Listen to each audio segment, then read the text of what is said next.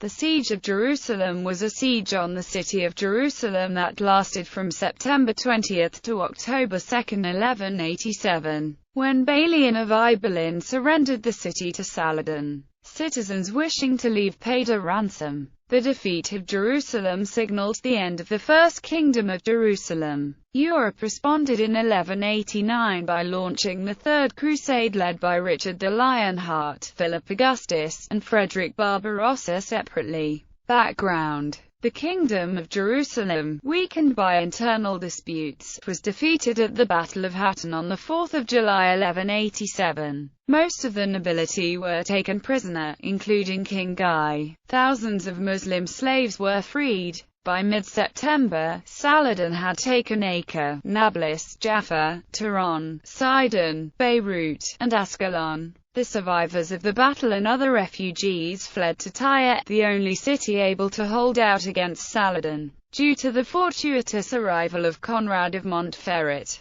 Situation in Jerusalem. In Tyre, Balian of Ibelin had asked Saladin for safe passage to Jerusalem in order to retrieve his wife Maria Komnena, queen consort of Jerusalem and the family. Saladin granted his request, provided that Balian not take up arms against him and not remain in Jerusalem for more than one day. However, upon arrival in the Holy City, Patriarch Heraclius of Jerusalem, Queen Sibylla, and the rest of the inhabitants begged him to take charge of the defense of the city. Heraclius, who argued that he must stay for the sake of Christianity, offered to absolve him of the oath, and Balian agreed. He sent word of his decision to Saladin at Ascalon via a deputation of burgesses, who rejected the Sultan's proposals for a negotiated surrender of Jerusalem. However, Saladin arranged for an escort to accompany Maria, their children, and all their household to Tripoli, Lebanon, as the highest-ranking lord remaining in Jerusalem. According to the chronicler Ibn al-Atiyah, Balian was seen by the Muslims as holding a rank more or less equal to that of a king. Balian found the situation in Jerusalem dire. The city was filled with refugees fleeing Saladin's conquests, with more arriving daily. There were fewer than 14 knights in the whole city, so he created 60 new knights from the ranks of the squires and burgesses.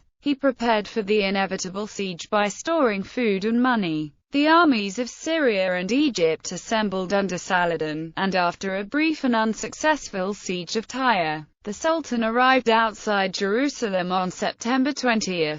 The siege negotiations were carried out between Saladin and Balian, through the mediation of Yusuf Batit, one of the Eastern Orthodox clergy, who had been largely suppressed under Latin Christian rule and knew that they would have more freedoms if the city were returned to the Muslims. Saladin preferred to take the city without bloodshed and offered generous terms, but those inside refused to leave their holy city, vowing to destroy it in a fight to the death rather than see it handed over peacefully. Thus the siege began. Saladin's army was facing the Tower of David and the Damascus Gate. His archers continually pelted the ramparts with arrows. Siege towers, belfries were rolled up to the walls, but were pushed back each time. For 6 days, skirmishes were fought with little result. Saladin's forces suffered heavy casualties after each assault, while the Crusaders lost only a few men. On September 26, Saladin moved his camp to a different part of the city, on the Mount of Olives, where there was no major gate from which the Crusaders could counterattack. The walls were constantly pounded by the siege engines, catapults, mangonels, petraries, Greek fire, crossbows, and arrows. A portion of the wall was mined, and it collapsed on September 29. The Crusaders were unable to push Saladin's troops back from the breach, but at the same time the Muslims could not gain entrance to the city. Soon there were only a few dozen knights and a handful of remaining men-at-arms capable of bearing arms and defending the wall. No more men could be found even for the promise of an enormous fee. The civilians were in great despair. According to a passage possibly written by Erneuil, a squire of Balian, in the Old French continuation of William of Tyre, the clergy organized a barefoot procession around the walls, much as the clergy on the First Crusade had done outside the walls in 1099. At Mount Calvary, women cropped their children's hair, after immersing them chin-deep in basins of cold water. These penances were aimed at turning away God's wrath from the city. But our Lord did not deign to hear the prayers or noise that was made in the city, for the stench of adultery, of disgusting extravagance and of sin against nature would not let their prayers rise to God. At the end of September,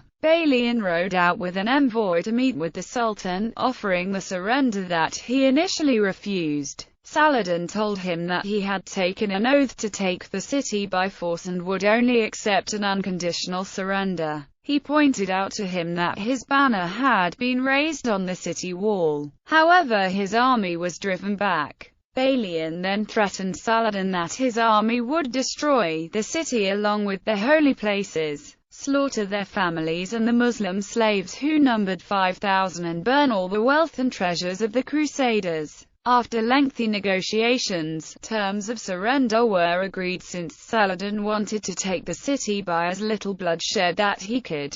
The Crusaders were to unconditionally surrender and could leave by paying a ransom of 10 dinars for men, 5 for women and 2 for a child, and those who couldn't pay would be enslaved. Balian then pointed out to him that there were 20,000 of those in the city who could never pay such a sum. Saladin was then willing to accept 100,000 dinars to free all the 20,000 crusaders who were unable to pay. However, Balian told him that the Christian authorities could never raise such an amount of money. It was then proposed that 7,000 of them would be freed for a sum of 30,000 dinars, to which Saladin agreed. Aftermath. On Balian's orders, the Crusaders surrendered the city to Saladin's army on October 2. The takeover of the city was relatively peaceful, especially in contrast to the Crusader siege of the city in 1099. Balian paid 30,000 dinars for freeing 7,000 of those unable to pay from the treasury of the city. The large golden Christian cross that had been placed over the dome of the rock by the Crusaders was pulled down, and all Muslim prisoners of war taken by the Crusaders were released by Saladin, who, according to the Kurdish scholar and historian Baha ad-Din ibn Shaddad, numbered close to 3,000. Saladin allowed many of the noble women of the city to leave without paying any ransom. For example, a Byzantine queen living a monastic life in the city was allowed to leave the city with her retinue and associates, as also Sibylla, the queen of Jerusalem and wife of the captured King Guy. Saladin also granted her safe passage to visit her captive husband in Nablus. The native Christians were allowed to remain in the city, while those of Crusader origin were allowed to leave Jerusalem for other lands along with their goods through a safe passage via Akko by paying a ransom of 10 dinars. The wealthy, including the Latin Patriarch of Jerusalem, Heraclius, left with treasure-laden wagons and relics from the Church of the Holy Sepulchre. The Crusaders took the ornaments and treasures of their churches with them. The wealthy and the Crusaders didn't bother to ransom the poor who were unable to pay, leaving them to be ransomed into slavery. Saladin's brother, Al-Adil, was moved by the sight and asked Saladin for 1,000 of them as reward of his services. Saladin granted his wish, and Al-Adil immediately released Amal. Heraclius, upon seeing, asked Saladin for some slaves to liberate. He was granted 700, while Balian was granted 500, and all of them were freed by them. All the aged people who could not pay the ransom were freed by orders of Saladin and allowed to leave the city. He then proceeded to free 1,000 more captives upon request of Muzaffar al-Din ibn Ali Kuchuk, who claimed they were from his hometown of Urfa. In order to control the departing population, he ordered the gates of the city to be closed. The Grand Masters of the Templars and Hospitallers were approached to donate money for the release of the poor Crusaders. However, they refused, and a riot almost erupted, after which they were forced to donate the money. Saladin then assigned some of his officers the job to ensure safe arrival of the Crusaders in Christian lands. 15,000 of those who could not pay the ransom were ransomed into slavery. According to Imad ad-Din al-Isfahani, 7,000 of them were men and 8,000 were women and children. Amazed by the amount of treasure carried away by the Crusaders, he reported to Saladin that the value of the whole treasure could not be less than 200,000 dinars. On Saladin's orders, the ransomed inhabitants marched away in 3 columns accompanied by 50 cavalrymen of Saladin's army. The Templars and Hospitallers led the first 2, with Balian and the Patriarch leading the third. Balian joined his wife and family in county of Tripoli. The refugees first reached Tyre, where only men who could fight were allowed to enter the city by Conrad of Montferrat. The remaining refugees went to the county of Tripoli, which was under Crusader control. They were denied entrance and robbed of their possessions by raiding parties from within the city. Most of the less affluent refugees went to Armenian and Antiochian territories and were later successful in gaining an entrance into Antioch. The remaining refugees fled from Ascalon to Alexandria, where they were housed in makeshift stockades and received hospitable treatment from the city officials and elders. They then boarded Italian ships which arrived from Pisa, Genoa and Venice in March 1188. The captains of the ships at first refused to take the refugees since they were not being paid for them and didn't have supplies for them. The governor of Alexandria, who had earlier taken the oars of the ships for payment of taxes, refused to grant sailing permits to the captains until they agreed. The latter then agreed to take the refugees along with them and were made to swear decent treatment and safe arrival of the refugees before they left. After surrendering of the city, the Church of the Holy Sepulchre was ordered to be closed for 3 days by Saladin for figuring out what would be done with it.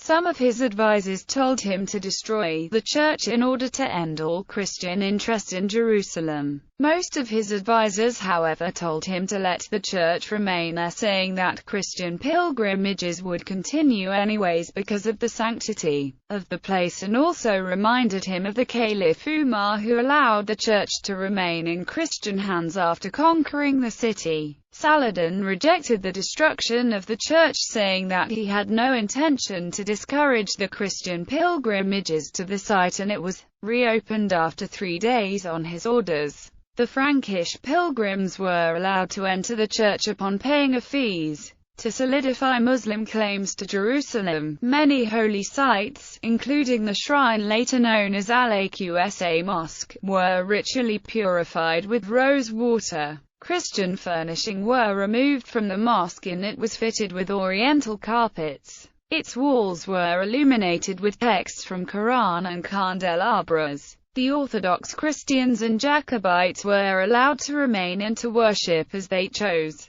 The Copts, who were barred from entering Jerusalem by the Crusader Kingdom of Jerusalem as they were considered heretics and atheists, were allowed to enter the city without paying any fees by Saladin, as he considered them his subjects. The Coptic places of worship that were earlier taken over by the Crusaders were returned to the Coptic priests. The Copts were also allowed to visit the Church of the Holy Sepulchre and other Christian sites. The Abyssinian Christians were allowed to visit the holy places of Jerusalem without paying any fees. The Byzantine Emperor, Isaac Angelus, sent a message to Saladin congratulating him on taking the city, requesting him to convert all the churches in the city back to the Orthodox Church and all Christian ceremonies to be performed according to the Greek Orthodox liturgy. His request was granted, however, the rights of other sects were preserved. The local Christians were allowed to pray freely in the churches, and the control of Christian affairs was handed over to the Byzantine Patriarch city. Saladin went on to capture a number of other castles that were still holding out against him, including Beaver, Kerrick, and Montreal, and returned to Tyre to besiege it for a second time. Meanwhile, news of the disastrous defeat at Hattin was brought to Europe by Josias, Archbishop of Tyre, as well as other pilgrims and travelers.